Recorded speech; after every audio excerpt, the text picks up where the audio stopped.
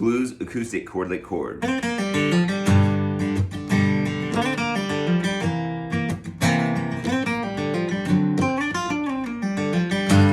All right, what am I doing? G blues. I'm going 3 to 5 on the G, and that's with my ring finger. Then I come back 3, pull off to the open on the 3rd string. Then I hammer on 0 to 3 on the 4th string, open on the 3rd string, and I play a G chord, but I leave off the 3rd.